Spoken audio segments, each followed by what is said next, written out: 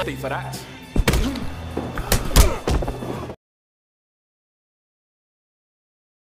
Halo para beban orang tua, gimana kabar kalian semua? Semoga semuanya sehat selalu dan selalu berada di dalam lindungannya. Kembali lagi di channelnya Tuyul Online TV. Dan seperti biasa di video kali ini kita akan merangkum sebuah film yang pastinya sangat keren banget untuk disimak alur ceritanya. Film yang akan kita bahas kali ini berjudul Instant Deed yang dirilis pada tahun 2017. Oke, tanpa berlama-lama lagi, mending kita langsung masuk saja ke alur ceritanya.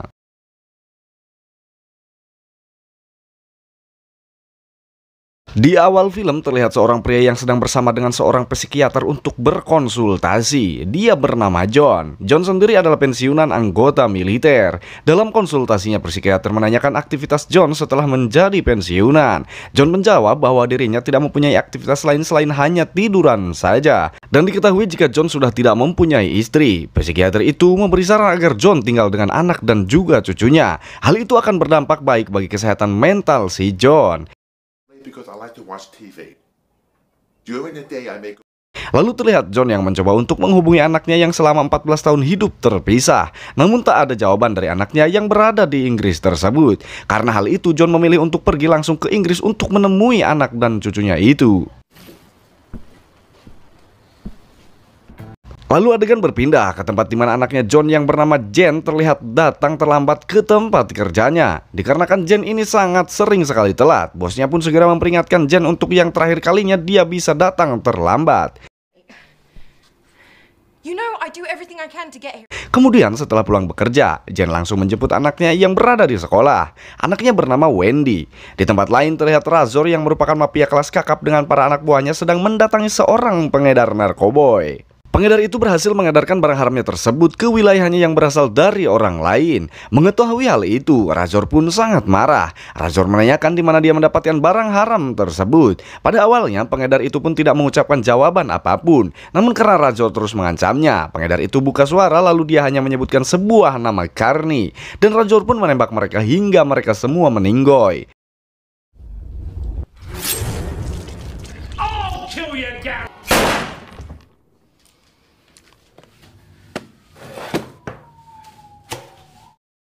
Kembali lagi kepada John yang terlihat sudah datang di Inggris. Dia pun menginap di sebuah homestay. Kemudian John menghubungi Kolonel Neil, teman lamanya, sekaligus memberi kabar jika dirinya kini berada di Inggris. Neil pun sangat senang mendapat kabar seperti itu. Dia langsung mengajak John untuk menonton film bersama. Yes, but you owe me one too. Kemudian terlihat John pergi berziarah ke makam istrinya. Di sana dia berjanji kepada mendiang istrinya untuk selalu menjaga anak dan cucunya. Sekaligus dia juga melakukan hadoroh. I swear to you, Cam, I swear.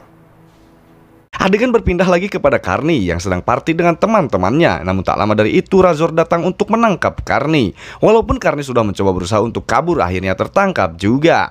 Razor pun memulai interogasinya dan menembakkan pistolnya.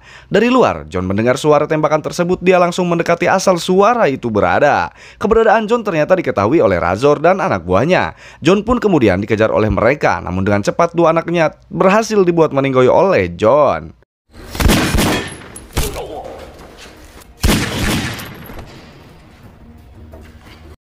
John juga berhasil mendapatkan salah satu senjata dari mereka. Kemudian pada saat John masuk ke dalam apartemen anaknya, terlihat seorang pemuda yang mengawasi John dari kejauhan. Namun di dalam apartemen terlihat Jen yang begitu sangat senang karena bisa bertemu dengan ayahnya. Make some tea. It was really hard on Mum too. I don't want that. I just want to forget about it. I just want to stop. Pada malam harinya, Razor terlihat mendatangi bosnya yang bernama Calder. Dia memberitahu jika ada kelompok lain yang juga sedang menjalankan bisnis haram tersebut. Calder yang mendengar hal itu langsung menyuruh Razor untuk menyerang mereka semua yang menghalangi bisnisnya. Still, best we nip all this in the bud. Keesokan harinya, terlihat John yang sedang mengantarkan cucunya ke sekolah dan juga Jen ke kantornya untuk bekerja. Namun saat John kembali ke apartemennya, sudah terlihat dua orang pria yang terlihat mencurigakan. Mereka mengikuti John sampai ke depan kamar. Namun setelah mereka mengetahui kamarnya John, mereka pun langsung pergi begitu saja. Yang diketahui ternyata mereka adalah orang-orang suruhan Razor. Mereka pun mendapatkan imbalan berupa barang haram karena telah menjalankan tugasnya dengan baik. Malam harinya pun terlihat John bersama dengan Jen dan Wendy yang sedang menikmati makan malam. Di sana John memberitahu Jen jika dirinya besok akan bertemu dengan teman lamanya untuk membicarakan sesuatu. But that could have changed. Singkat cerita, keesokan harinya pun tiba. John langsung pergi dari apartemen Jen. Tak lama setelah itu, apartemen Jen didatangi oleh beberapa orang polisi. Ternyata itu adalah Razor dan anak buahnya yang sedang menyamar. Di sana mereka menanyakan kemana perginya si John. Namun karena Jen tidak mengetahuinya, Razor pun jadi kesal. Razor menyuruh anak buahnya untuk enak-enak dengan Jen. Sementara itu dirinya mencari keberadaan Wendy yang kemudian berhasil dia bunuh.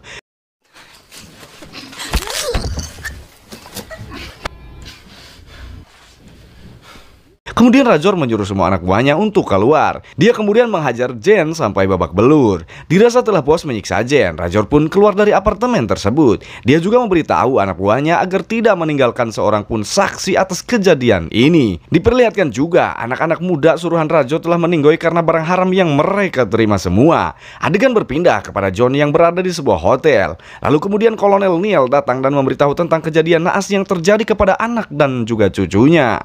John kemudian ditemani untuk melihat kondisi anaknya ke rumah sakit. Di sana dia melihat kondisi anaknya yang telah kehilangan kedua matanya. John juga melihat Wendy yang sudah tak bernyawa lagi. Neil yang pada saat itu mencoba untuk menenangkan John, namun John malah menghajar Neil dan anak buahnya.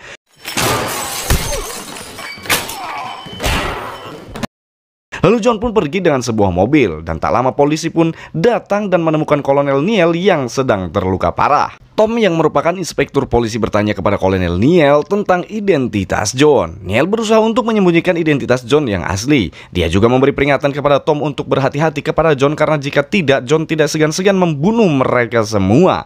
John mendatangi apartemen Jen. Terlihat juga ada beberapa polisi yang sedang berjaga di sana. John mengancam para polisi tersebut dan menanyakan tentang kota ini yang tidak aman. Bahkan banyak sekali kejadian pembunuhan. Polisi itu menjelaskan kemungkinan besar terjadi ini karena persaingan antar kelompok dalam jual belian barang haram. Polisi juga memberitahu jika sekarang wilayah ini dikuasai oleh Calder, seorang pebisnis yang cukup punya nama. Setelah itu John kembali ke mobilnya. Namun saat itu juga dia mendengar obrolan pengedar yang sedang membicarakan si Calder.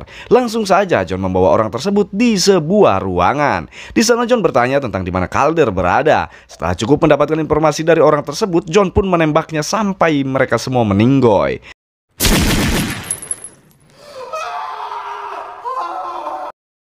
John kemudian langsung mendatangi tempat di mana Calder berada, yaitu di sebuah klub. Dia turun dari mobilnya untuk mengecek keadaan di sekitar lalu kembali untuk mengambil senjatanya. Setelah semuanya aman, John pun segera masuk ke bar tersebut dan dengan waktu yang singkat John berhasil membuat mereka kehilangan nyawanya.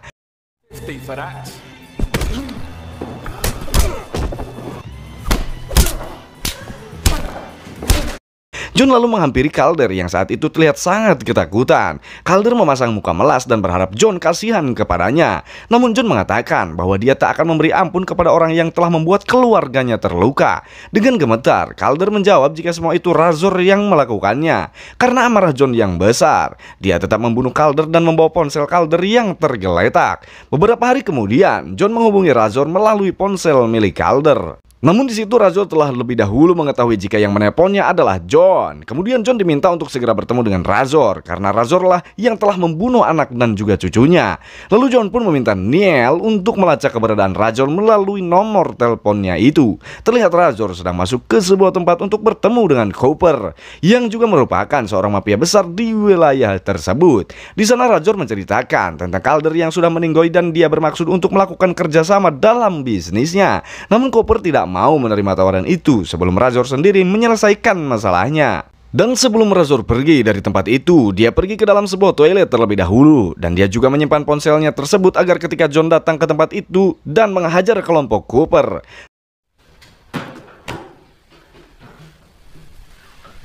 Tak berapa lama Razor pun pergi. Benar saja, John datang dan menghajar anak buahnya yang menjaga di luar. Lalu John masuk dan langsung melakukan aksinya sampai satu persatu yang ada di sana pun meninggoy.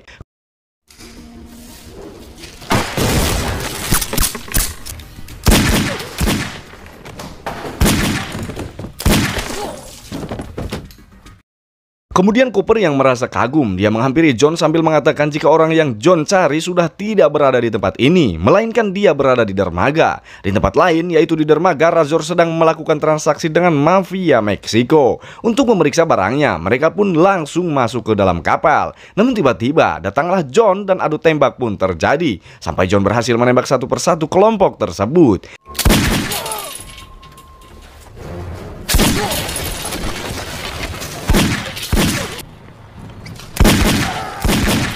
Dan di sana pun akhirnya John dan Razor pun adu jotos.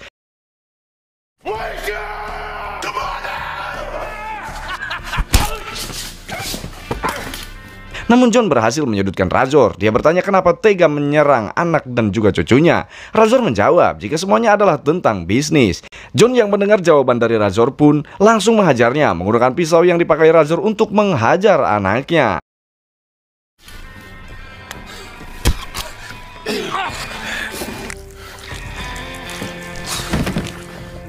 Setelah kejadian itu, tak berapa lama polisi pun datang dan menangkap John. Terlihat John yang sudah berada di dalam mobil polisi pun datanglah Kolonel Neil yang memberikan salam perpisahan sembari memberi alat untuk membuka borgol.